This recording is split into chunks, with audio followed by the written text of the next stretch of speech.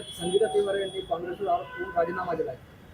हा मला आताच ती बातमी समजली. त्या अत्यंत ज्येष्ठ कार्यकर्ते आहेत पुण्यामधल्या आमच्या.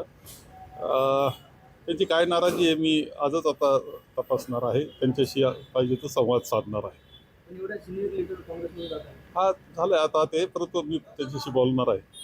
तर छगन भुजबळ यांनी आज मंत्रिपदाची शपथ घेतली, काय सांगाल यावर? ठीक आहे, ते अत्यंत सिनियर असं व्यक्तिमत्व आहे राजकारणामधलं. त्यांना शेवटी त्याचा निर्णय आहे आणि तो अजितदादांचा पक्षाचा निर्णय आहे.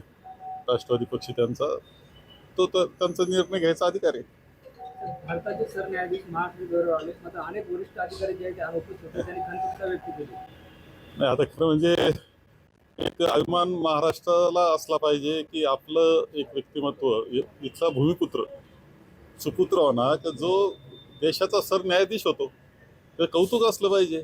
आणि त्या पलीकडे जाऊन प्रोटोकॉल म्हणून सुद्धा चीफ सेक्रेटरी तिथे हजर असल्या पाहिजे होत्या. ही वस्तुस्थिती आहे. म्हणजे आम्हाला सुद्धा वाईट वाटलं का आपल्या एका सुपुत्राला एवढा सन्मान मिळालेला आहे. त्याच्या आनंदात खरं म्हणजे प्रोटोकॉल म्हणून तर कायमच गेलं पाहिजे. पण ज्यावेळेस प्रथम येत आहेत तेव्हा असं चौथ्या पाच वेळेच्या असं प्रथम येत आहेत स्वागताकरता महाराष्ट्र सज्ज झालेला आहे. महाराष्ट्रामध्ये आनंद व्यक्त होतो आहे. पण महाराष्ट्र सरकार एवढं उदासीन का हे मात्र समजत नाही. सर, अमित शहा यांचा 26 तारखेला नांदेडला संभाव्य दौरा आहे. मात्र चर्चा सुरू आहे की काँग्रेसचे आमदार प्रवेश करणार आहेत. मला नाही असं वाटत की काँग्रेसच्या आमच्या आमदारांची संख्या तुम्हाला माहिती आता काय आहे इथे.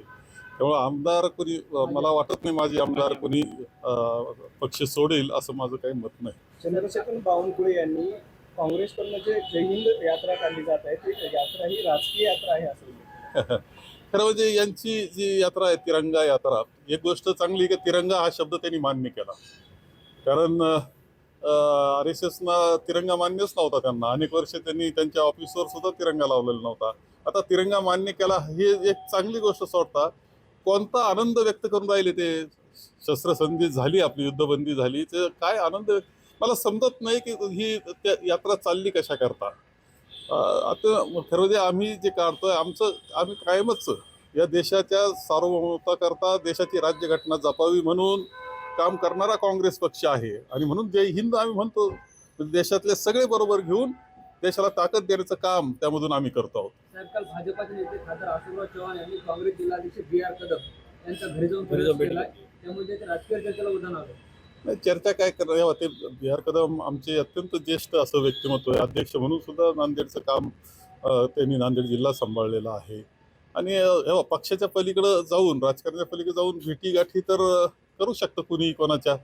ते काही व्यक्तिगत हे नसतं याच्यामध्ये. राजकारण वेगळं आणि व्यक्तिगत संबंध वेगळे. मला वाटतं व्यक्तिगत संबंधामधून गेले असते. सर, मोदी सरकारकडून बाहेर देशात जाऊन त्यांची ही जे सिंदूर आहे त्याच्यावर सांगण्यासाठी त्यांनी आता जे काही समिती केली त्या समितीचं त्याचा बहिष्कार टाकावा असं राऊत म्हणतात.